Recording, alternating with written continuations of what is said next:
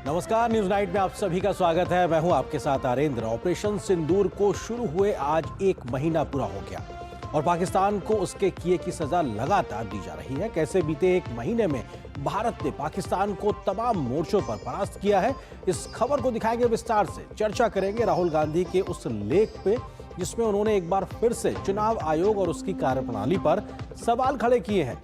होगी बात नक्सलवाद पर लगातार जारी प्रहार की भी। बताएंगे 11 वर्षों में प्रधानमंत्री मोदी के नेतृत्व में कैसे बदली है खेती किसानी की तस्वीर।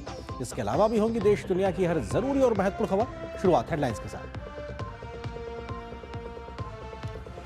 महाराष्ट्र विधानसभा चुनाव में राहुल गांधी के फिक्सिंग के आरोप पर भड़की भाजपा। जेपी नड्डा ने कहा, बार बार उजागर होने के बावजूद बेशर्मी से फैलाते हैं झूठ। धर्मेंद्र प्रधान की सीख, नेता प्रतिपक्ष पहले पढ़ें अपनी पार्टी का इतिहास।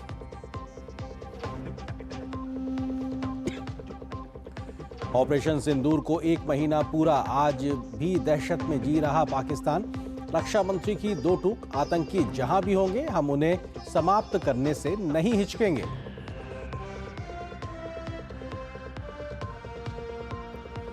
विदेशों में पाकिस्तान के खिलाफ भारत की डिप्लोमेटिक स्ट्राइक जारी।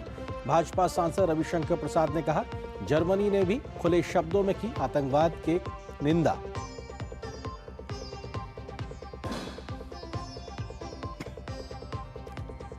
नक्सलवाद विरोधी अभियान में अहम भूमिका निभाने वाले अधिकारियों से अमित शाह ने मुलाकात कर दी बधाई। छत्तीसगढ़ के मुख्यमंत्री भी रहे मौजूद। गृह मंत्री ने कहा, नक्सलवाद के दंश से भारत को मुक्त करने के लिए मोदी सरकार संकल्पित।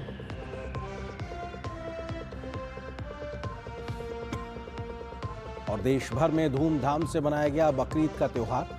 अमन चैन की दुआ में उठे हजारों हाथ, चप्पे चप्पे पर किए गए थे सुरक्षा के कड़े इंतजाम।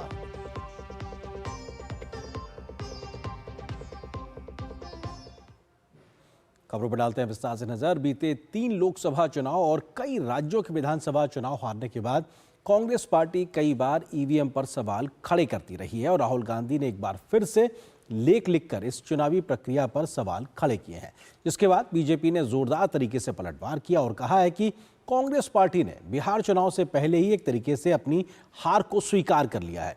चुनाव आयोग पहले ही राहुल गांधी के इन आरोपों पर स्पष्टता दे चुका है, तो सुप्रीम कोर्ट में भी कई बार ये सभी आरोप खारिज हो चुके हैं। उसके बाद भी राहुल गांधी बिहार चुनाव से पहले इन आरोपों के द्वारा माहौल बनाने की फिर से कोशिश कर रहे हैं। लोकसभा में विपक्ष के नेता राहुल गांधी ने एक बार फिर से चुनाव आयोग और उसकी कार्यप्रणाली पर सवाल खड़ा किया है। राहुल गांधी ने अखबार में एक लेख के जरिए बीते साल हुए महाराष्ट्र चुनाव में कथित तौर पर गड़बड़ी का आरोप लगाया और आने वाले बिहार विधानसभा चुनाव को लेकर भी आशंकाएं व्यक्त की। राहुल गांधी के आरोपों के बाद बीजेपी अध्यक्ष जेपी नड्डा ने सोशल मीडिया प्लेटफॉर्म एक्स पर लिखा, राहुल गांधी का नवीनतम चेहरा, चुनाव दर चुनाव हारने की उनकी उदासी और हताशा के कारण फर्जी कहानियां गढ़ने का एक खाका है। राहुल गांधी की हरकतों के कारण कांग्रेस पार्टी को चुनाव दर चुनाव हारना पड़ता है। आत्मनिरीक्षण करने की बजाय वे विचित्र षड्यंत्र रचते हैं और धांधली का रोना रोते हैं। सभी तथ्यों और आंकड़ों को नजरअंदाज करते हैं, शून्य सबूत के साथ संस्थाओं को बदनाम करते हैं, तथ्यों से ज्यादा सुर्खियां बटोरने की उम्मीद करते हैं। बार बार बेनकाब होने के बावजूद वे बेशर्मी से झूठ फैलाते रहते हैं और वे ऐसा इसलिए कर रहे हैं क्योंकि बिहार में उनकी हार तय है। राहुल गांधी के आरोपों पर भाजपा समेत एनडीए के दलों ने जमकर हमला बोलते हुए कहा कि कांग्रेस पार्टी लगातार हारने के बाद हार की हताशा में बेबुनियाद आरोप लगा रही है और राहुल गांधी ने बिहार चुनाव लड़ने से पहले ही हार स्वीकार कर ली है। इसका मतलब ये है कि राहुल गांधी इन्होंने बिहार में अपनी हार मान ली है। मैं हमेशा ये कहता हूँ कि जब तक राहुल गांधी जमीन पर नहीं उतरेंगे, तथ्यों को जब तक वो नहीं समझेंगे और जब तक अपने आप से झूठ बोलेंगे, अपने आप को झूठा आश्वासन और झूठा दिलासा देंगे, तब तक उनकी पार्टी कभी जीत नहीं सकती। जो आदमी हारता है वो इसी तरह की बात करता है। यदि लोकतंत्र में किसी को भरोसा नहीं है तो जनता के बीच में जाए, इस्तीफा दे दे। जितनी उनकी सरकारें है वो इस्तीफा करके जाए चुनाव में, कोई दिक्कत नहीं है। चुनाव में हम लोग लड़ेंगे। का मतलब है कि वो हार मान गए हर हार मानने वाले लोग यही कहते हैं। आज नहीं 1980 से हम लोग विधायक वगैरह हैं, मंत्री हैं। जब हार हो जाती थी तो लोग कहते थे कि रसिया से बैलेट पेपर ला करके किया गया है, और उसी राहुल गांधी जी कर रहे हैं कि आज हार देखते हुए कह रहे हैं कि महाराज जैसे फिक्स था वैसे फिक्स किया। उनकी बात बहुत लोग अब नहीं मानते हैं, हल्की बात बोलते हैं। अगर आप बोलते हो तो कुछ प्रूफ दीजिए ना। खाली बोलने से, संशय निर्माण करने से बस शक पैदा कर दिया और कह दिया कि भाई वोट गलत डाले गए हैं, ये बिल्कुल बेबुनियाद बात है। भैया 55 साल तक आप लोग आज़ादी के 70-75 साल के इतिहास में 55 साल तक आप लोग सत्ता में आप लोग रहे। उसके बाद अगर आज देश की जनता आपको नकार रही है तो ज़रूरत है आत्ममंथन करने की, ना कि बहाने तलाशने की, जो कि राहुल जी कर रहे हैं। राहुल गांधी और कांग्रेस पार्टी के इस प्रकार के बेबुनियाद आरोपों पर चुनाव आयोग पहले ही सख्त एतराज जता चुका है। सूत्रों के अनुसार चुनाव आयोग ने 24 दिसंबर 2024 को ही कांग्रेस को दिए गए अपने जवाब में ये सभी तथ्य सामने रखे थे जो चुनाव आयोग की वेबसाइट पर उपलब्ध हैं। ऐसा प्रतीत होता है कि बार बार ऐसे मुद्दे उठाते समय इन सभी तथ्यों को पूरी तरह से नजरअंदाज किया जा रहा है। मतदाताओं द्वारा किसी भी प्रतिकूल फैसले के बाद ये कहकर चुनाव आयोग को बदनाम करने की कोशिश करना पूरी तरह से बेतुका है। ये पहली बार नहीं है जब राहुल गांधी समेत विपक्षी दलों ने चुनाव आयोग और ईवीएम पर सवाल उठाए हैं। इससे पहले भी कई बार ऐसे आरोप लगते रहे हैं, जिसके बाद मामला कई बार सुप्रीम कोर्ट और कई राज्यों के हाई कोर्ट भी पहुंचा, लेकिन हर बार आरोप निराधार साबित हुए। खुद चुनाव आयोग ने भी ईवीएम की सत्यता प्रमाणित करने का खुला चैलेंज दिया था, बावजूद इसके किसी भी पार्टी ने कोई सबूत पेश नहीं किए। Bureau report, DD news. तो राहुल गांधी ने एक बार फिर से चुनाव आयोग, ईवीएम, इस पे सवाल खड़े किए, लेकिन ये पहली बार नहीं, ये मामला लंबे समय से चला आ रहा और इस पे कई प्रकार के एक तरीके से परीक्षण भी हो चुका है। बावजूद उसके कभी कोई ऐसा प्रूफ नहीं मिला जिसको लेकर ईवीएम पे सवाल खड़ा हो या फिर पूरी प्रक्रिया पे सवाल खड़ा हो। ये आपको कुछ तथ्यों से रूबरू कराते हैं और आपको बताते हैं किस तरीके से बीते लंबे समय से तमाम सवाल खड़े किए जा रहे हैं, लेकिन इन सवालों के बीच में से कोई ऐसा प्रूफ निकलता नजर नहीं आ रहा। ईवीएम पर सवाल क्यों हो रहे हैं? क्योंकि अगर कांग्रेस कई राज्यों में जीत हासिल कर रही है, उसके बाद भी वो ईवीएम पे सवाल खड़े कर रहे हैं। क्योंकि पंजाब में 2017 में कांग्रेस पार्टी जीतती है, छत्तीसगढ़ में 2018 में, राजस्थान में 2018 में और मध्य प्रदेश में 2018 में कांग्रेस पार्टी को जीत मिलती है उसी ईवीएम से जिस पे वो सवाल खड़ा करते हैं, उसी चुनावी व्यवस्था से, उसी प्रक्रिया से जिस पर वो सवाल खड़ा कर रहे हैं। हिमाचल प्रदेश में 2022 में, कर्नाटक 2023 और तेलंगाना में 2023 में कांग्रेस पार्टी जीत हासिल करती है। उसके बाद भी 2024 का जो लोकसभा का चुनाव हुआ है उसमें भी उनकी डबल डिजिट के लगभग 99 उनकी लोकसभा के सांसद जीतते हैं। तो उसके बाद भी वो एक तरीके से सवाल खड़ा करते हुए दिखाई पड़ते हैं। ईवीएम पर सवाल क्यों है? क्योंकि कांग्रेस की राज्यों में जीत हुई है और उसमें 13 दलों ने ईवीएम हैक का आरोप लगाया है कई अलग अलग समयों पर, और ये तमाम मामले देश की अदालतों तक भी गए और 7 राष्ट्रीय दल, 48 राज्यीय दल को आयोग ने बुलाया था और चुनाव आयोग ने एक तरीके से चैलेंज किया था। मई 2017 में ईवीएम हैक की चुनौती दी गई थी आयोग के माध्यम से कि आप आइए और इसको हैक करके दिखाइए कि आखिर कैसे इसको हैक किया जा सकता है, लेकिन उसको किसी ने भी एक्सेप्ट नहीं किया था उस चैलेंज को, और केवल 2 दल पहुंचे थे चुनाव आयोग और कोई भी ईवीएम को हैक नहीं कर सका था। लेकिन राजनीतिक आरोप लगातार लगते रहे और देश की अदालतों में, सुप्रीम कोर्ट तक लगा के, हाई कोर्ट तक लगाकर 40 बार ईवीएम पर आरोपों का मामला गया है और वो खारिज हुआ है और किसी प्रकार का संदेह का प्रूफ आज तक साबित नहीं हो पाया देश की अदालतों में। सुप्रीम कोर्ट में कई बार ये मामला गया और हर बार ये खारिज हुआ। कुछ तारीखें आपको बताते हैं। 7 अप्रैल 2025 अभी हाल ही की बात है, 26 नवंबर 2024, 26 अप्रैल 2024, 15 मार्च 2024, ये वो तारीखें हैं जब सुप्रीम कोर्ट ने ईवीएम पे उठ रहे सवाल, वीवीपैट पे उठ रहे सवालों को खारिज किया था और उन तमाम प्रक्रियाओं को सही कहा था जो चुनाव आयोग अपना तरीके से अपनाता है। कुछ और तारीखें भी हैं, उसका भी जल्दी से जिक्र करते हैं और आपको बताते हैं कि आखिर किस प्रकार से 9 अक्टूबर 2023, 22 सितंबर 2023, 30 सितंबर 2022, 12 अगस्त 2022, ये वो तारीखें हैं जब सुप्रीम कोर्ट ने तय किया कि नहीं, ईवीएम में कोई गड़बड़ी नहीं है, कोई ऐसी शंका पैदा करने वाला सबूत नहीं है जिसकी वजह से शक पैदा होता हो चुनावी प्रक्रिया को लेकर। सुप्रीम कोर्ट में खारिज हुई याचिकाएं 3 अगस्त 2021 को भी हुई है, 9 अगस्त 2017 में और 21 मई 2019 में भी इस प्रकार की तमाम याचिकाएं जिनको तमाम एनजीओ ने दाखिल किया था, तमाम इंडिविजुअल्स ने दाखिल किया था और कई बार राजनीतिक दलों ने भी इसको दाखिल किया था, वो सभी खारिज होती रही हैं। इसी प्रकार से 18 अप्रैल 2024 को मद्रास उच्च न्यायालय में भी जो ईवीएम का मामला था वो खारिज हुआ था। इसी प्रकार से कई अन्य राज्यों के हाईकोर्ट में भी मामला खारिज हुआ। उसमें 22 मार्च 2024 को बॉम्बे हाईकोर्ट की औरंगाबाद बेंच में ये मामला खारिज हुआ था। इसी तरीके से अगले तथ्य की अगर बात की जाए तो आपको अगला तथ्य बताते हैं कि 4 नवंबर 2023 में बॉम्बे हाईकोर्ट की नागपुर पीठ में भी ईवीएम या चुनाव प्रक्रिया से जुड़े मामले को खारिज किया गया था और किसी प्रकार के संदेह की गुंजाइश को खत्म किया गया था। 23 फरवरी 2018 को बॉम्बे हाईकोर्ट ने भी ऐसा ही एक फैसला दिया था। यानी तमाम बार भारत की तमाम न्यायिक पालिकाओं की प्रक्रिया से गुजरते हुए ये चुनावी प्रक्रिया हो या ईवीएम का सवाल हो, किसी प्रकार का संदेह हो, ये सब खारिज होता रहा है। तो ये अपने आप में तमाम महत्वपूर्ण तथ्य हैं जो जताने के लिए काफी है कि किस तरीके से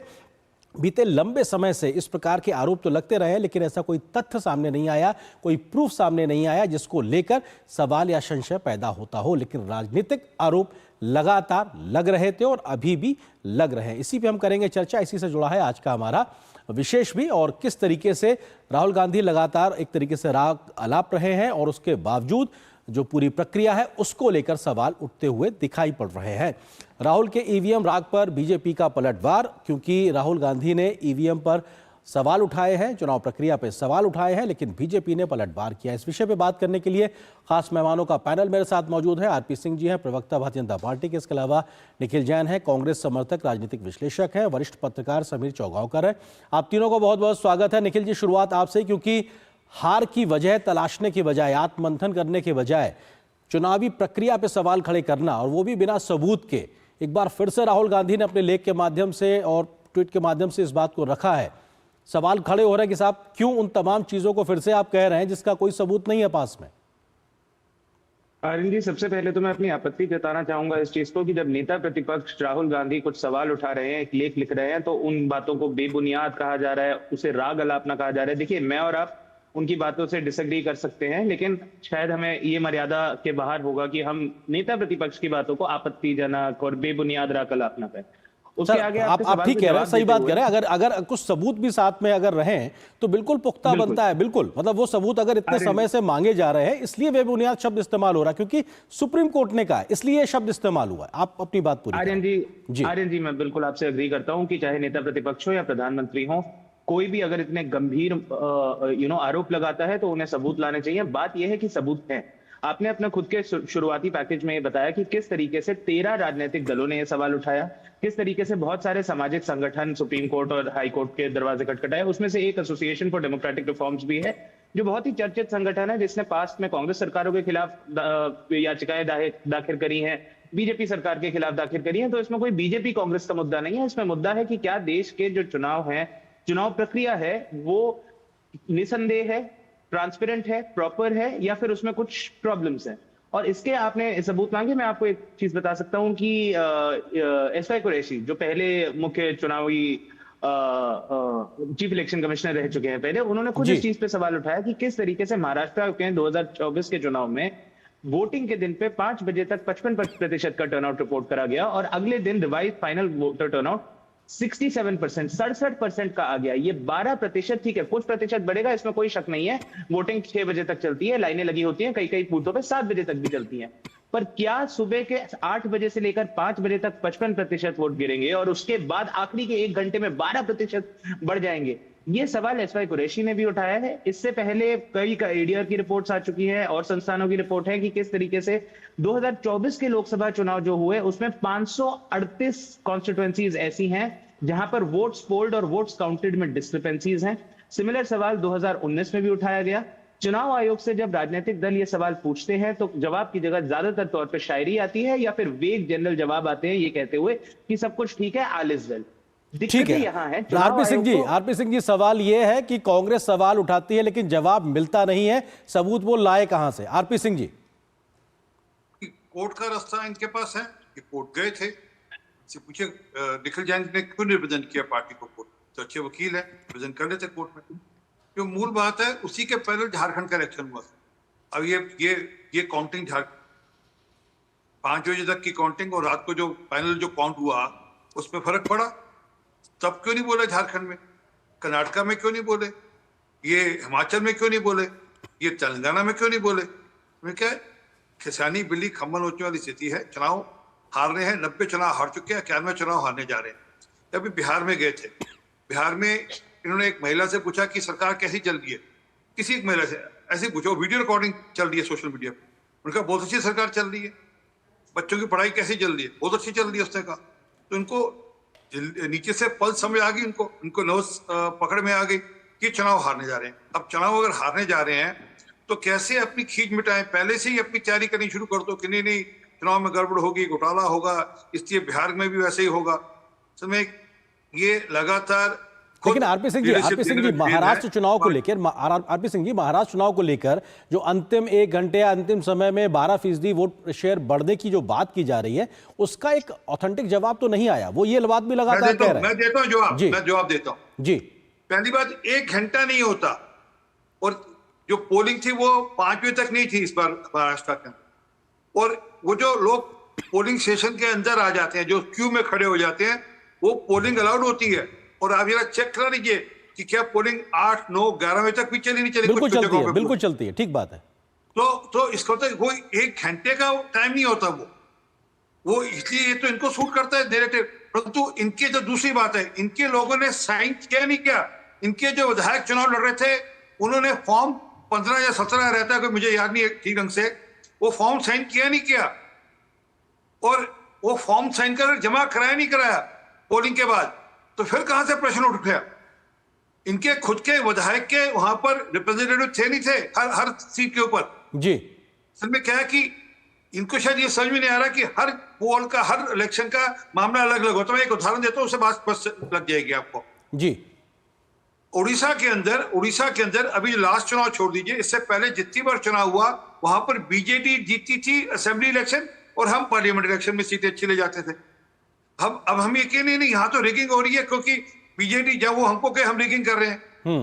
अरे लोगों की काबिलियत पर प्रश्न चिन्ह मत लगाइए, लोग बहुत समझदार हैं। ठीक है, लोकतंत्र में लोग सबसे ज्यादा समझदार हैं, ये सच बात है आरपी सिंह जी। समीर चौगावकर जी वरिष्ठ पत्रकार भी हमारे साथ मौजूद। समीर जी, इस सवाल को एक बार फिर से उठाना राहुल गांधी के द्वारा कि साहब चुनावी प्रक्रिया को लेकर, चुनाव आयोग के नियुक्ति को लेकर, उसके बाद ईवीएम को लेकर, इस मौके पर तब बीता तमाम इतिहास है, सुप्रीम कोर्ट तक मामले गए हैं, हर बार कोई सबूत ऐसा नहीं आया जो संशय पैदा करता हो। फिर एक बार सवाल उठाने के मायने क्या है? समीर जी देखिए, लोकतंत्र में प्रश्न उठाना सबका अधिकार है। राहुल गांधी विपक्ष के नेता है, वो प्रश्न उठा सकते हैं, लेकिन कहीं जाकर तो आपको रुकना पड़ेगा ना। आपने प्रश्न उठाया, आपके प्रश्न को जवाब देने के लिए आप चुनाव आयोग जाते हैं, चुनाव आयोग उसका विधिवत जवाब देता है। आपको लगता है कि चुनाव आयोग के जवाब से आप संतुष्ट नहीं है, आप हाईकोर्ट सुप्रीम कोर्ट जाते हो, हाईकोर्ट सुप्रीम कोर्ट उसका जवाब देता है, उसके बाद भी आप संतुष्ट नहीं हो, फिर आप अखबार में लिखते हो, पत्रकार वार्ता में लेते हो, सोशल मीडिया पे इस बात का लगातार जिक्र करते रहते हो। देखिए राहुल गांधी के साथ समस्या क्या है? राहुल गांधी के साथ समस्या है कि राहुल गांधी 4 से 5 मुद्दे हैं जो राहुल गांधी को हर बार इस्तेमाल करना है। उन्हें हर बार अडानी का जिक्र करना है, हर बार अडानी अंबानी का उनको जिक्र करना है, उनको हर बार जिक्र करना है कि देश में जो ब्यूरोक्रेसी है उसमें कितने आदिवासी है, कितने ओबीसी है। उन्हें हर बार जिक्र करना है कि संविधान खतरे में है अगर मोदी सरकार लौट कर आती है। और अब ये जिक्र करना हर चुनाव के बाद कि ईवीएम को हैक कर लिया गया, ईवीएम मैनेज हो जाती है और चुनाव निष्पक्ष नहीं हो रहे। देखिए लोकतंत्र के अंदर आप चुनाव लड़ रहे हो, महाराष्ट्र के अंदर अगर ईवीएम हैक हो सकती थी तो फिर लोकसभा चुनाव में क्यों नहीं हुई? जहां कांग्रेस को, जहां भारतीय जनता पार्टी को सिर्फ 2 सीटें मिलती है, कांग्रेस 13 लोकसभा सीटें जीतती है 2024 के लोकसभा चुनाव में, भारतीय जनता पार्टी सिर्फ 9 लोकसभा सीटें जीतती है। और सिर्फ 6 महीने के बाद जब विधानसभा चुनाव होते हैं तो कांग्रेस बुरी तरह हारती है और भारतीय जनता पार्टी जीत जाती है। तो जो लोकसभा चुनाव भारतीय जनता पार्टी के लिए इतना महत्व रखता है, भारतीय जनता पार्टी वहां हैक नहीं कर पाती और विधानसभा चुनाव में हैक कर लेती है। तमाम चुनाव आप जीतते हो, आप एक जगह चुनाव हारते हो, आपको दिक्कत नहीं होती, आप वायनाड से चुनाव जीत जाते हो, तब चुनाव निष्पक्ष होते हैं। मुझे लग रहा है कि राहुल गांधी को कहीं जाकर रुकने की जरूरत है। आप चुनाव आयोग पर भरोसा कीजिए और जिस तरीके से विपक्ष का नेता, एक बड़ा नेता लगातार चुनाव आयोग के ऊपर प्रश्न चिन्ह उठाएगा तो देश के अंदर एक भ्रम की स्थिति बनेगी। और दुनिया के अंदर जो मदर ऑफ डेमोक्रेसी है, दुनिया का सबसे बड़ा लोकतंत्र भारत है, पूरा दुनिया में कहा जाता है कि भारत में इतना बड़ा लोकतंत्र है, कितना खूबसूरत लोकतंत्र है, चुनाव इतने बेहतरीन तरीके से भारत करता रहा है जी। तो मुझे लगता है कि ये पूरे प्रश्न चिन्हों पर राहुल गांधी पलीता लगाने का काम करते हैं। पूरे चुनाव आयोग देश की निष्ठा 140 करोड़ लोगों के मताधिकार का बिल्कुल, देश के चुनाव आयोग की चर्चा दुनिया भर में होती है, उसको लेकर इस प्रकार के सवाल, सतही सवाल संशय पैदा करते हैं। निखिल जी, सवाल यह है कि बिना सबूत के अपनी बात को रखना, और क्योंकि आप खुद पेशे से वकील हैं और ऐसे में बिना सबूत के कितनी बार ऐसा मामला हुआ है कि सुप्रीम कोर्ट से भी वो खारिज हुआ, चैलेंज किया गया, तब चुनाव आयोग के पास कोई पार्टी नहीं पहुंची, सिर्फ 2 दल पहुंचे थे तमाम दलों के बीच में। तो बिना सबूत के जब इतने बड़े ओहदे पे बैठा व्यक्ति बात कहता है तो उसकी क्रेडिबिलिटी भी तो डाउन होती दिखाई पड़ती है। आप सबूत के साथ अपनी बात रखिए। अरुण जी, बात यही है कि सबूत है, लेकिन उस सबूत का जवाब नहीं दिया जा रहा। और ये केवल मैं नहीं कह रहा, एस वाई कुरैशी ने भी ये कहा है, अशोक लवासा का भी एक लेख है इंडियन एक्सप्रेस में, उन्होंने कहा था कि चुनाव आयोग को इंपॉर्टेंट क्वेश्चंस के जवाब देने चाहिए। देश के राजनीतिक दल कह रहे हैं, एडीआर ने सर्वेस करे हैं जहां वो पॉइंट कर रहे हैं कि वोटिंग में और काउंटिंग में डिस्क्रिपेंसीज हैं, राजनीतिक दल कह रहे हैं। और एक और बात आरपी सिंह जी ने कही कि देखिए हारने वाले हैं, इसलिए हार की तैयारी पहले से कर रहे हैं। जहां तक मुझे पता है बिहार के चुनाव शायद कुछ तो 4-4.5 महीने बाद होने वाले हैं। इस देश में हर साल में 4 से 5 चुनाव होते हैं। अगर कोई राजनीतिक दल 4.5 महीने पहले चुनाव से ऐसा सवाल उठा दे, आप उस पर भी बोलें कि हार की तैयारी है, अब वो चुनाव के परिणाम के बाद बोलें तो आप बोलेंगे कि हारने के बाद बोल रहे हैं, जीत जाएं तब आप नहीं मानेंगे। क्योंकि हमें याद करना होगा कि लोकसभा इलेक्शन में जब अखिलेश यादव जीतने पे आप सवाल ही नहीं उठाते सर, जीतने पे आप सवाल कहाँ उठाते हैं? आपने हिमाचल में नहीं उठाया, कर्नाटक में नहीं उठाया। नहीं, आर्यन जी मैं एग्जांपल देता हूं बिल्कुल कि 2024 के लोकसभा चुनाव में जहां पर अखिलेश यादव की पार्टी सपा को सबसे ज्यादा सीटें आई सारे राजनीतिक दलों में, 38 आई थी मेरे ख्याल से 80 में से। उन्होंने तब भी ये कहा था कि जिस दिन 80 की 80 सीटें भी जीत गया तब भी मैं चुनाव प्रक्रिया पे सवाल उठाऊंगा। एक और बात कही गई कि ईवीएम हैक होने की बात हो रही है। देखिए, विपक्ष का आरोप बहुत लंबे समय से ईवीएम हैकिंग पे नहीं है। विपक्ष का आरोप यह है कि प्रक्रिया में धांधलीबाजी करके जो सीट्स क्लोज मार्जिन की होती हैं उस सीट में परिणाम बदले जाते हैं। कोई भी विपक्ष का नेता, बड़ा नेता ये नहीं कह रहा है कि पूरा चुनाव में गड़बड़ी होती है, पूरा चुनाव रिग्ड है, ईवीएम। लेकिन बात यही है, मैं फिर वही कह रहा हूं सर, आप सुप्रीम कोर्ट तक वकालत करते हैं, आपको खुद इस बात का एहसास है कि अगर इतने समय से इतना कुछ हो रहा है, तब जबकि आपके नुमाइंदे मौजूद होते हैं पोलिंग बूथ पे, कैसे होता है? काउंटिंग सेंटर पे होते हैं, कैसे होता है सर? नुमाइंदों का भी मैं जवाब देता हूं आर्यन जी, मैं नुमाइंदों का छोटा सा जवाब दे दूं समीर जी, उसके बाद प्लीज समीर जी एक सेकंड, जल्दी सर निखिल जी। हाँ, नुमाइंदों का जवाब मैं दे देता हूं। इलेक्शन कमीशन के हिसाब से हर कैंडिडेट को हर पोलिंग बूथ पे 3 एजेंट तक होने अलाउड होते हैं।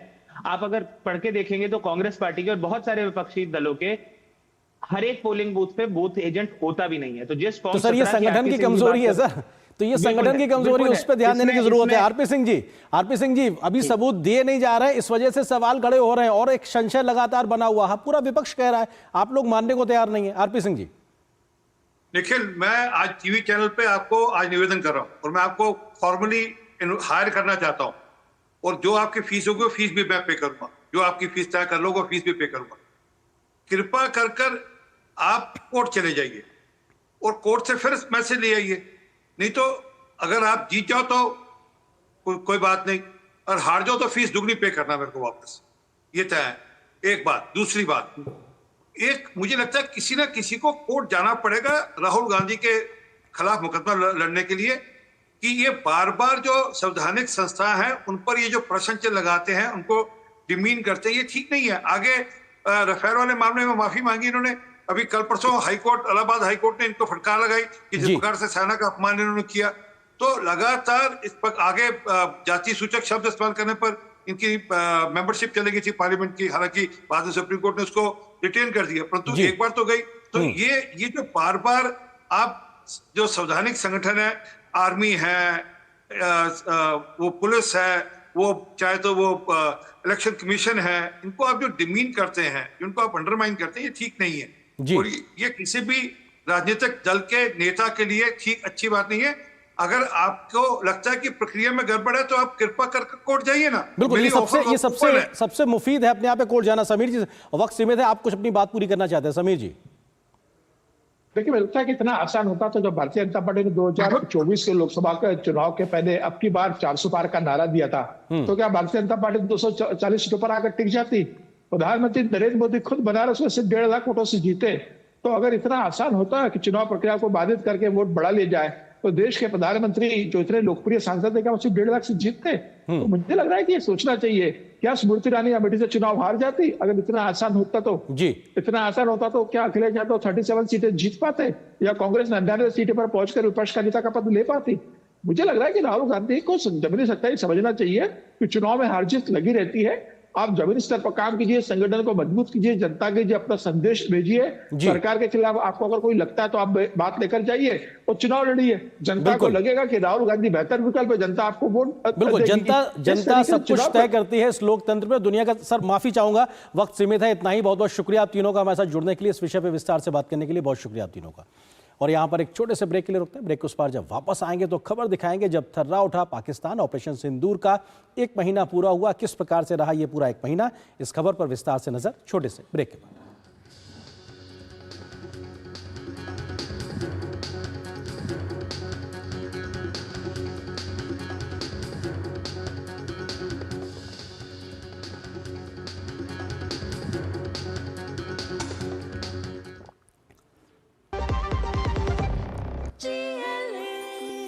जो लक्ष्य चुना था समझ आने लगा है। जीएलए यूनिवर्सिटी, उच्च लक्ष्य की निश्चित प्राप्ति। मैं बनूंगा फौजी और दुश्मन को उसके घर में घुस के मारूंगा। मैं बनाऊंगी अपने फौजी भाई बहनों के लिए हथियार।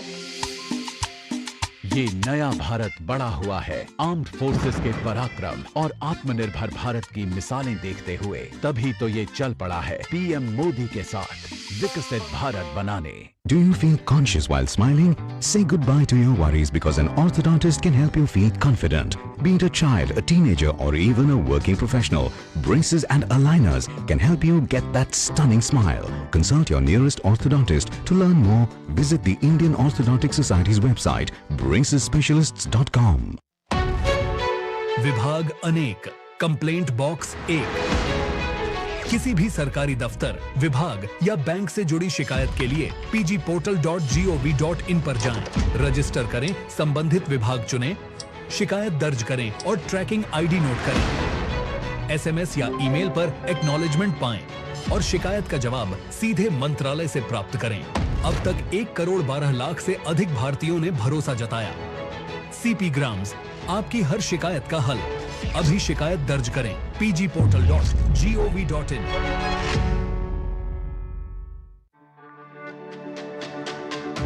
मेरी पसंद, मेरी पसंद, मेरी पसंद, मेरी पसंद, हमारी पसंद, हम सबकी पसंद। मजबूत देश का मजबूत सरिया हो गया स्टील।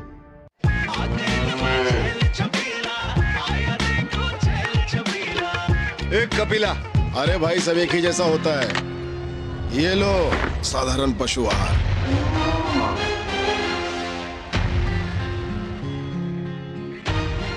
इस देश की हर माँ, बच्चे, बूढ़े, जवान, खिलाड़ी, डॉक्टर, इंजीनियर, सबको गाय भैंस की दूध की शक्ति पर भरोसा है। पर जब इन पशुओं को कपिला पशु आहार मिलेगा, तभी तो दूध सिर्फ ज्यादा ही नहीं, शक्ति से भरपूर भी होगा। और ये सच जानते हुए चंद पैसों के लिए तुम देश का भरोसा तोड़ दो। कपिला पशु आहार, देश का नंबर 1 पशु आहार। Do you feel conscious while smiling? Say goodbye to your worries because an orthodontist can help you feel confident. Be it a child, a teenager or even a working professional, braces and aligners can help you get that stunning smile. Consult your nearest orthodontist. To learn more, visit the Indian Orthodontic Society's website, bracesspecialists.com. जो लक्ष्य चुना था समझ आने लगा है। GLA university, उच्च लक्ष्य की निश्चित प्राप्ति। ऑपरेशन सिंदूर को शुरू हुए आज 1 महीना पूरा हो गया है। इस 1 महीने में भारत ने जहां सैन्य ताकत से पाकिस्तान में आतंकी ठिकानों को नष्ट किया है, तो पाकिस्तान की हिमाकत के बाद उसके सैन्य ठिकानों को भी आईसीयू में पहुंचा दिया। भारत ने डिप्लोमेटिक स्ट्राइक से पाकिस्तान को पूरी दुनिया के सामने बेनकाब किया, तो आर्थिक नाकेबंदी पर भी पाकिस्तान को जमकर घेरा। क्या हुआ है इस बीते 1 महीने में ऑपरेशन सिंदूर में, देखिए इस रिपोर्ट में।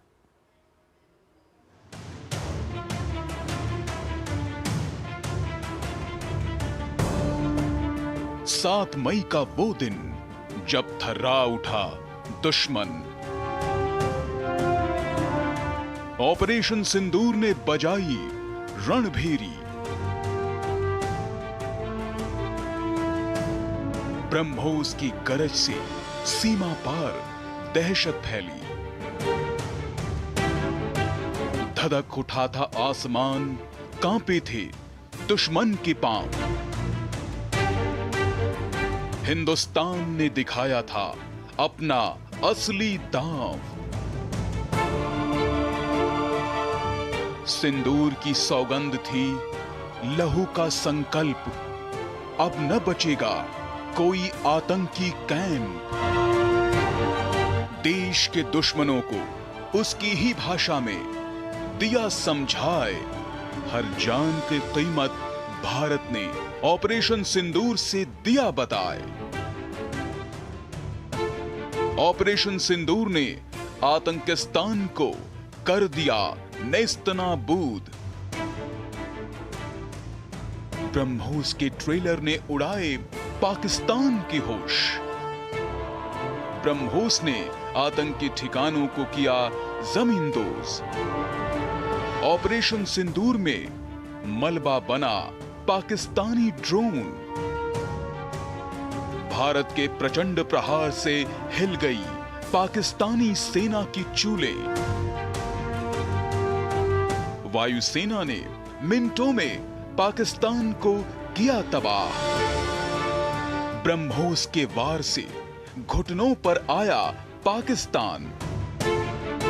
सीज फायर के लिए बुरी तरह गिड़गिड़ाया। जिसने छेड़ा वतन का चैन, उसका छीन लिया सुख चैन। 6 मई की वो रात पाकिस्तान के आतंकियों पर कयामत बरसी थी।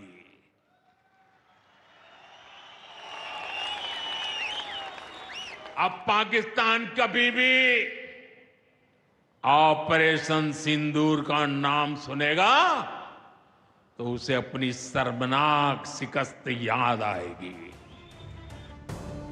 बीते 30 दिनों में दुनिया ने देखी भारत की ताकत। संयुक्त राष्ट्र में खोला पाक का कच्चा चिट्ठा। भारतीय डेलीगेशन ने दुनिया भर में खोली पाकिस्तान की पोल। विश्व मंच पर सुनी गई भारत की वाणी। आतंकी फैक्ट्री का सच हुआ बेपर्दा। दुनिया भर में गूंज रही ऑपरेशन सिंदूर की धमक। अब चुप नहीं बैठेगा हिंदुस्तान का सपूत। ऑपरेशन सिंदूर में स्वदेशी हथियारों ने दिखाई अपनी ताकत। आपने देखा है कि कैसे ऑपरेशन सिंदूर ने आत्मनिर्भर भारत की ताकत दिखाई है। आज दुनिया भारत के डिफेंस इकोसिस्टम की चर्चा कर रही है। सेना के शौर्य पर देश को है नाज। मोदी सरकार ने लिख दिया 7 मई का विजयी इतिहास। वतन के बेटे हुए एकजुट। ना धर्म देखा, ना जात पूछी। हर हाथ में तिरंगा, हर मन में ज्वाला। अब जो भारत पर उठेगी बुरी नजर, भारतीय सेना टूट पड़ेगी बनकर कहर। भारत माता की, भारत माता की, भारत माता की। तो पहलगाम में आतंकी हमले के बाद पीएम मोदी ने पाकिस्तान को सबक सिखाने की जो बात कही थी उसे उन्होंने पूरा भी किया और आतंकियों और उनके ठिकानों को मिट्टी में मिला दिया। बीते 1 महीने में कई ऐसे मौके आए जब प्रधानमंत्री नरेंद्र मोदी ने सार्वजनिक रूप से भारतीय सेना की जमकर तारीफ की तो आतंकिस्तान को जमकर खरी खरी भी सुनाई है।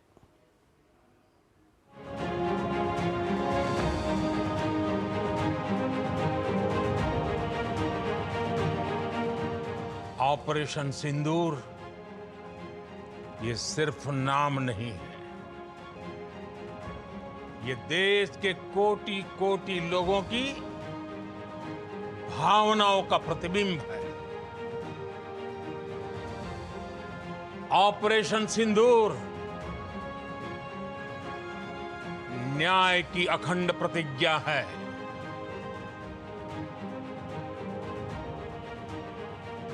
6 मई की देर रात, 7 मई की सुबह पूरी दुनिया ने इस प्रतिज्ञा को परिणाम में बदलते देखा। वो गोलियां पहलगाम में चली थी, लेकिन उन गोलियों से 140 करोड़ देशवासियों का सीना छलनी हुआ था। इसके बाद तीनों सेनाओं ने मिलकर ऐसा चक्रव्यूह रचा कि पाकिस्तान को घुटने टेकने के लिए मजबूर कर दिया। 22 तारीख के हमले के जवाब में हमने 22 मिनट में आतंकियों के 9 सबसे बड़े ठिकाने तबाह कर दिए। अब भारत ने 2 टूक साफ कर दिया है। हर आतंकी हमले की पाकिस्तान को भारी कीमत चुकानी पड़ेगी। देश को अगर बचाना है, देश को बनाना है, देश को बढ़ाना है, तो ऑपरेशन सिंदूर ये सिर्फ सैनिकों के जिम्मे नहीं है। ऑपरेशन सिंदूर 140 करोड़ नागरिकों के जिम्मे। आतंक के उन ठिकानों को तबाह किया जिनकी पाकिस्तान ने कल्पना तक नहीं की थी। पाकिस्तान समझ ले 3 बार घर में घुस करके मारा है। 140 करोड़ भारतीयों का ऐलान है। ऑपरेशन सिंदूर अभी खत्म नहीं हुआ है।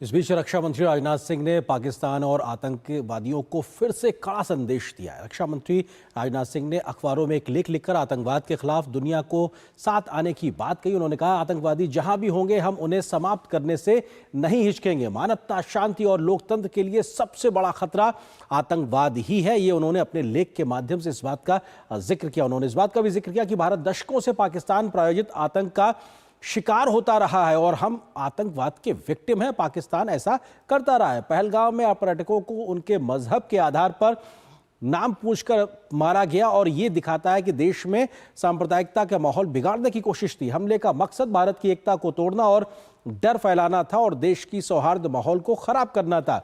अब हमारी आतंक के खिलाफ जीरो टॉलरेंस की नीति है। ये नया भारत है जिसका जिक्र रक्षा मंत्री ने साफ तौर से अपने लेख के माध्यम से किया। उन्होंने कहा कि सर्जिकल स्ट्राइक 2016, बालाकोट 2019 और ऑपरेशन सिंदूर 2025 के माध्यम से हमने पाकिस्तान और आतंकवादियों को संदेश दिया है।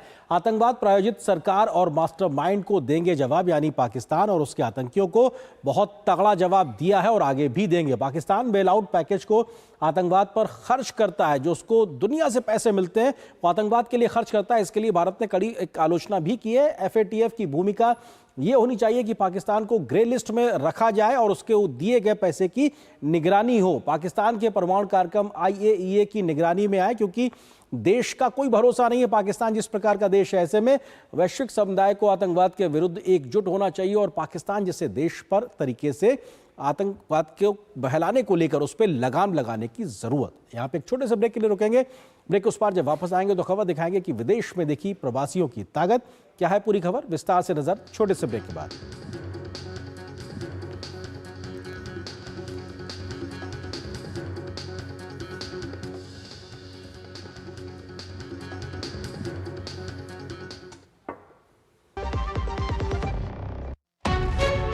विभाग अनेक, कंप्लेंट बॉक्स 1, किसी भी सरकारी दफ्तर, विभाग या बैंक से जुड़ी शिकायत के लिए pgportal.gov.in पर जाएं, रजिस्टर करें, संबंधित विभाग चुनें, शिकायत दर्ज करें और ट्रैकिंग आईडी नोट करें। एसएमएस या ईमेल पर एक्नॉलेजमेंट पाएं और शिकायत का जवाब सीधे मंत्रालय से प्राप्त करें। अब तक 1,12,00,000 से अधिक भारतीयों ने भरोसा जताया।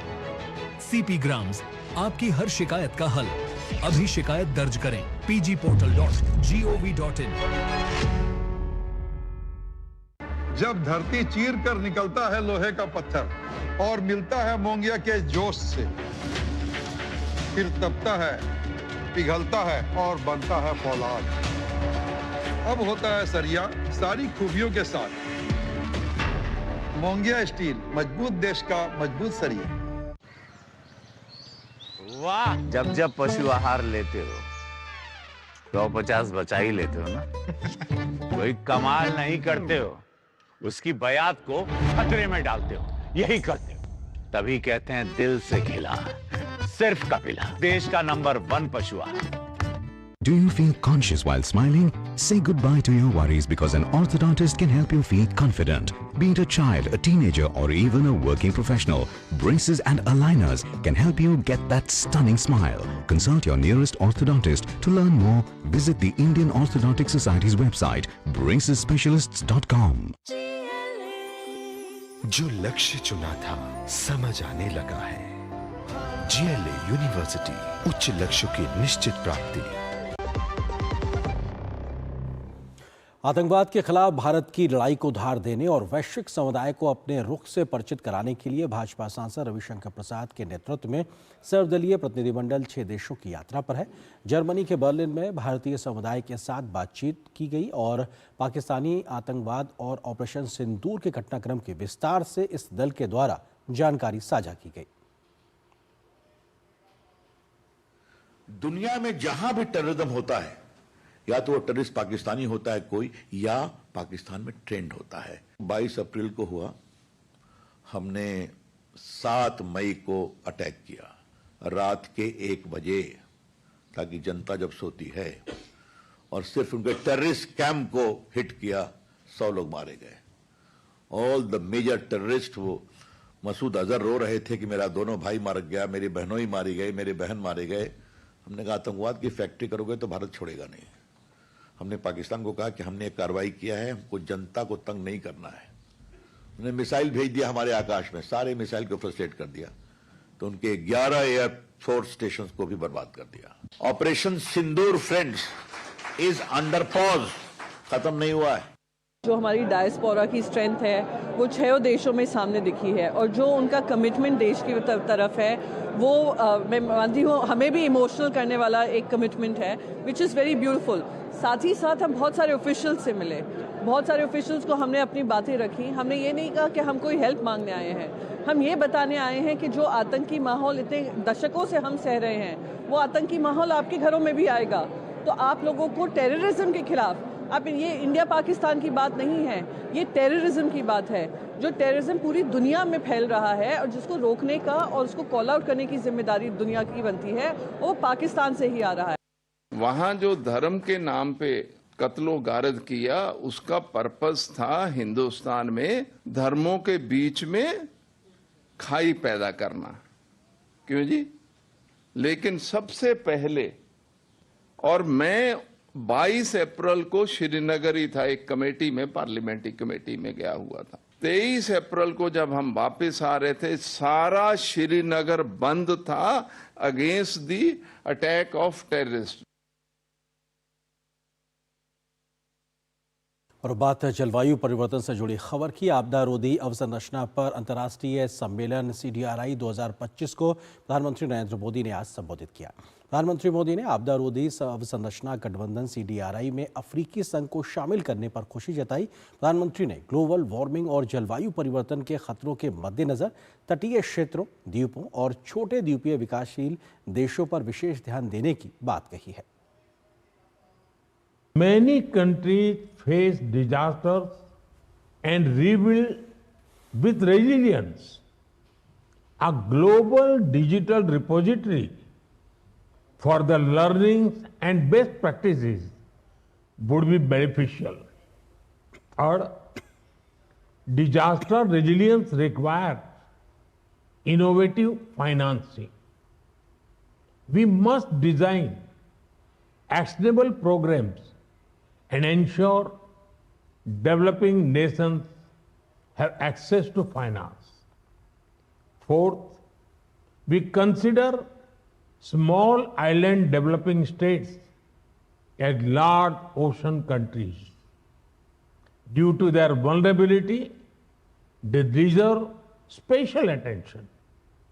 Fifth, strengthening early warning systems and coordination is crucial.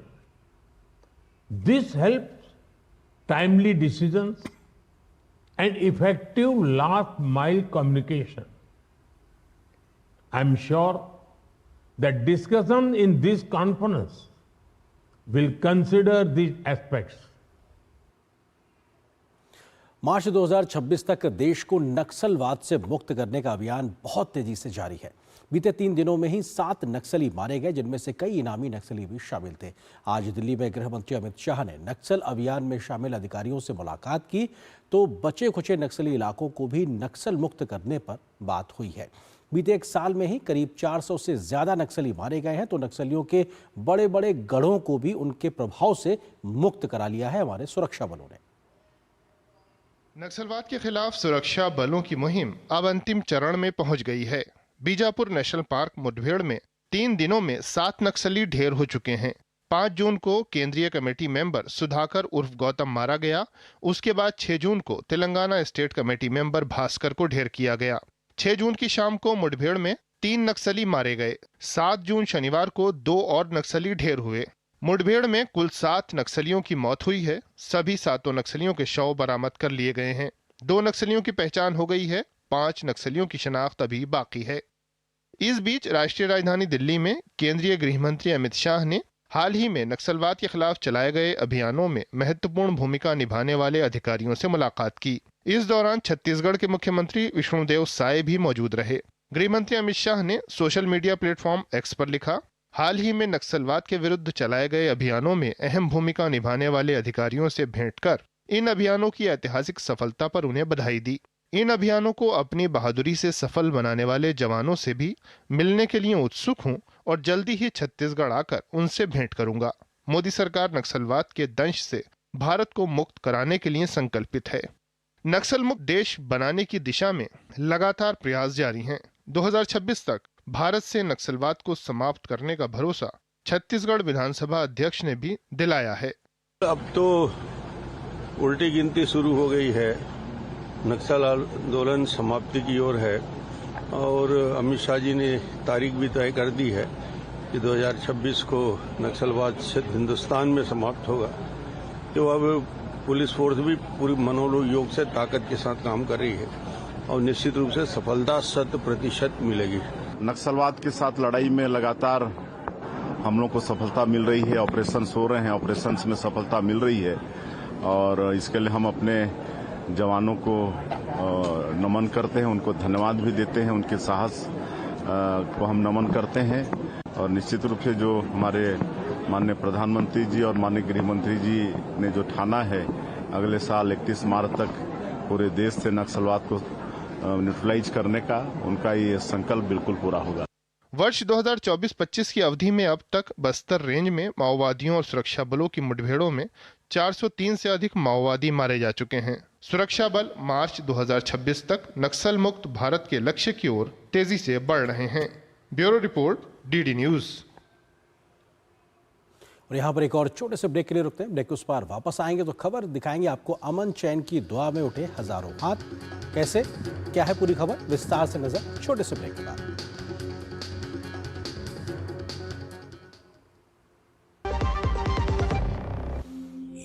जब मैं छोटा था तब बिजली आती जाती रहती थी, पर अब बिजली यही रहती है और पापा का बिजली का बिल भी नहीं आता। साथ ही अब अतिरिक्त बिजली पर कमाई भी कर सकते हैं। इस अमृत पीढ़ी ने क्लीन एनर्जी का नया कल्चर देखा है। यही युवा बनाएंगे विकसित भारत। जो लक्ष्य चुना था समझ आने लगा है। GLA यूनिवर्सिटी, उच्च लक्ष्य की निश्चित प्राप्ति। मेरी पसंद, मेरी पसंद, मेरी पसंद, मेरी पसंद, हमारी पसंद, हम सबकी पसंद। मजबूत देश का मजबूत सरिया हो गया स्टील। इस देश की हर माँ, बच्चे, बूढ़े, जवान, खिलाड़ी, डॉक्टर, इंजीनियर, सबको गाय भैंस की दूध की शक्ति पर भरोसा है। पर जब इन पशुओं को कपिला पशु आहार मिलेगा, तभी तो दूध सिर्फ ज्यादा ही नहीं, शक्ति से भरपूर भी होगा। कपिला पशु आहार, देश का नंबर 1 पशु आहार। देश भर में आज ईद उल अजहा यानी बकरीद का त्यौहार मनाया गया। इस मौके पर मस्जिदों में विशेष नमाज अदा की गई। राष्ट्रपति और प्रधानमंत्री ने भी ईद उल अजहा की शुभकामनाएं दी। देश के कई संवेदनशील इलाकों में सुरक्षा के इस दौरान पुख्ता इंतजाम भी किए गए। देश भर में शनिवार को ईद उल अजहा यानी बकरीद का त्योहार मनाया गया। इस मौके पर मस्जिदों में विशेष नमाज अदा की गई। दिल्ली, मुंबई, श्रीनगर, भोपाल, संभल, जयपुर समेत कई जगह सुबह से ही लोग नमाज अदा करने के लिए मस्जिदों में उमड़े। मस्जिदों में अमन और खुशहाली की दुआ मांगी गई। ईद उल अजहा जो है वो जो बकरीद जिसे कहते हैं आप, वो भी 3 दिनों तक जो है वो हमारे देश में भी मनाई जाती है और पूरी दुनिया में मनाई जाती है। निश्चित तौर से जो सरकार की गाइडलाइन है, उन गाइडलाइन का सबको सम्मान करना चाहिए और सौहार्द और भाईचारे की जो है वो डोर कहीं से भी कमज़ोर ना पड़े, इसका हम सबको ध्यान रखना चाहिए। और पूरे सभी देशवासियों को ईद उल अजहा की और बकरीद की बहुत बहुत शुभकामनाएं और मुबारकबाद। राष्ट्रपति द्रौपदी मुर्मू ने देशवासियों को ईद की शुभकामनाएं दी। एक्स पर अपने संदेश में उन्होंने लिखा, ईद उल अजहा के पावन अवसर पर मैं सभी देशवासियों, विशेष रूप से मुस्लिम भाइयों और बहनों को हार्दिक बधाई और शुभकामनाएं देती हूं। ये त्योहार बलिदान, आस्था तथा अनेक उदात्त आदर्शों के महत्व को समझाता है। आइए इस शुभ अवसर पर हम सब मिलकर समाज और देश के लिए समर्पण की भावना के साथ कार्य करने का संकल्प लें। प्रधानमंत्री नरेंद्र मोदी ने ईद के मौके पर देशवासियों को शुभकामनाएं दी। प्रधानमंत्री ने एक्स पर अपने संदेश में लिखा, ईद उल अजहा की हार्दिक शुभकामनाएं। ये अवसर सद्भाव को प्रेरित करे और हमारे समाज में शांति के ताने बाने को मजबूत करे। सभी के अच्छे स्वास्थ्य और समृद्धि की कामना करता हूं। देश भर में ईद उल अजहा यानी बकरीद पर प्रशासन ने सुरक्षा के विशेष प्रबंध किए। ईद की नमाज और त्योहार शांतिपूर्ण संपन्न हो गया। ईद उल अजहा पर हमने शांति समिति की सभी बैठकें की थी और सभी लोगों ने प्रतिभाग भी किया था, सहभागिता भी की थी और पूर्ण शांति के साथ और सहयोग के साथ सार्वजनिक स्थलों पर कुर्बानी नहीं देना और जो 19 पूर्व में चिन्हित परंपरागत स्थल है वहीं पर ही कुर्बानी देना, इस पर सभी ने सहमति व्यक्त की थी। तो पुलिस और प्रशासन की ओर से पर्याप्त सुरक्षा है और जो उसके बाद अपशिष्ट होंगे उनके निस्तारण की भी पूर्ण व्यवस्था की गई है। ईद उल अजहा का त्योहार त्याग और इंसानियत का प्रतीक माना जाता है। पैगंबर हजरत इब्राहिम द्वारा अपने बेटे की कुर्बानी के लिए तैयार हो जाने की भावना की याद में ये त्योहार मनाया जाता है। Bureau report, DD news. और यहाँ पर एक और छोटे से ब्रेक के लिए रुकते हैं।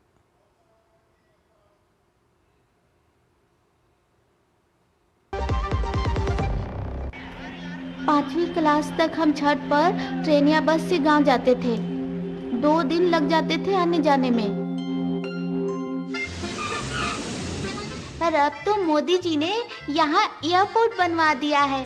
अब हर छत पे हम चारों मजे से प्लेन में जाते हैं। इस नए भारत ने विकसित भारत का रनवे बनते देखा है। ऊंची उड़ान भी यही लेंगे। जो लक्ष्य चुना था समझ आने लगा है। GLA यूनिवर्सिटी, उच्च लक्ष्य की निश्चित प्राप्ति। जहां सपनों को मिलते हैं पंख, नालसा देता है अधिकार का संग। गरिमा से काम सुरक्षित रहे, ना हो भय ना उत्पीड़न सहे। एक बात कहनी है आप सभी से, इनफैक्ट ये बात हमें मिलके कहनी चाहिए, टुगेदर।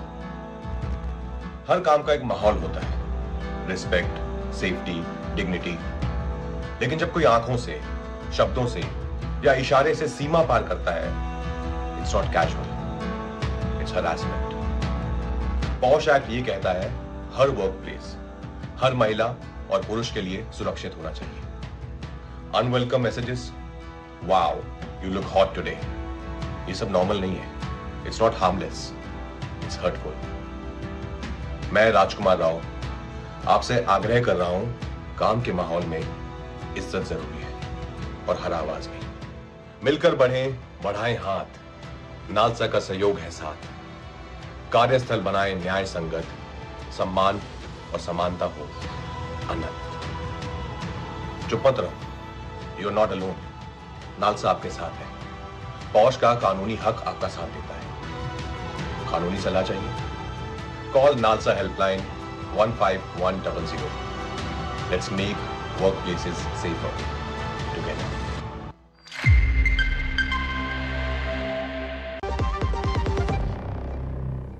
और न्यूज नाइट के अंत में आपको छोड़ जाते कुछ और राष्ट्रीय महत्व की खबरों के साथ। फटाफट अंदाज में आप देखिए इन खबरों को। मुझे और मेरी पूरी टीम को दीजिए अनुमति। नमस्कार। प्रधानमंत्री नरेंद्र मोदी ने ब्रिटेन के विदेश मंत्री डेविड लैमी से मुलाकात की। प्रधानमंत्री ने अपने सोशल मीडिया प्लेटफॉर्म एक्स पर जानकारी साझा करते हुए लिखा कि हमारी व्यापक रणनीतिक साझेदारी में उल्लेखनीय प्रगति में उनके महत्वपूर्ण योगदान की सराहना करता हूं। विदेश मंत्री डॉक्टर एस जयशंकर ने नई दिल्ली में ब्रिटेन के विदेश मंत्री डेविड लैमी से मुलाकात की। डेविड लैमी अपने प्रतिनिधिमंडल के साथ भारत दौरे पर आए हैं। बैठक के दौरान डॉक्टर एस जयशंकर ने पहलगाम आतंकी हमले की निंदा करने और आतंकवाद के खिलाफ समर्थन के लिए ब्रिटिश सरकार के प्रति आभार व्यक्त किया। केंद्रीय स्वास्थ्य मंत्री जेपी नड्डा ने बेंगलुरु में FSSAI के विश्व खाद्य सुरक्षा दिवस 2025 कार्यक्रम में मुख्य अतिथि के रूप में भाग लिया। स्वास्थ्य मंत्री ने कहा कि विकसित भारत के लिए स्वस्थ भारत आवश्यक है और इसे सही प्रकार के भोजन, स्वस्थ खान पान की आदतें और जीवन शैली के माध्यम से सुनिश्चित किया जा सकता है। केंद्रीय वित्त मंत्री निर्मला सीतारमण ने कहा कि किसान क्रेडिट कार्ड लाखों किसानों के लिए लाइफ लाइन बन गए हैं। निर्मला सीतारमण कार्यालय ने एक्स पर एक संदेश में लिखा कि 5.7 लाख करोड़ रुपए की क्रेडिट सीमा के साथ 465 लाख से अधिक आवेदन स्वीकृत किए गए हैं। संदेश में जानकारी दी गई है कि 2013 से 2024 में कृषि बजट में 5 गुना से अधिक की वृद्धि देखी गई है। 11वें ब्रिक्स संसदीय फोरम में प्रतिभाग कर भारतीय प्रतिनिधिमंडल स्वदेश लौट आया है। इस वर्ष ये सम्मेलन ब्राजील के ब्रासिलिया में आयोजित किया गया। भारतीय संसदीय प्रतिनिधिमंडल का नेतृत्व लोकसभा अध्यक्ष ओम बिरला ने किया। सम्मेलन में भारत ने आतंकवाद के प्रति जीरो टॉलरेंस की नीति पर जोर दिया। असम के मुख्यमंत्री हिमंता बिस्वा शर्मा ने बाढ़ प्रभावित क्षेत्रों का दौरा किया। उन्होंने हैलाकांडी और श्रीभूमि जिलों में राहत शिविरों में रह रहे लोगों से बात की और लोगों को हर संभव मदद का आश्वासन दिया। भारत की तटीय निगरानी और समुद्री परिचालन क्षमताओं को मजबूत करने के लिए भारतीय तटरक्षक बल के महानिदेशक ने केरल के विजिनजाम बंदरगाह पर एक नए समर्पित जेटी का उद्घाटन किया। जेटी की स्थापना भारत के विशाल और रणनीतिक रूप से महत्वपूर्ण समुद्र तट की सुरक्षा के लिए एक महत्वपूर्ण मील का पत्थर है।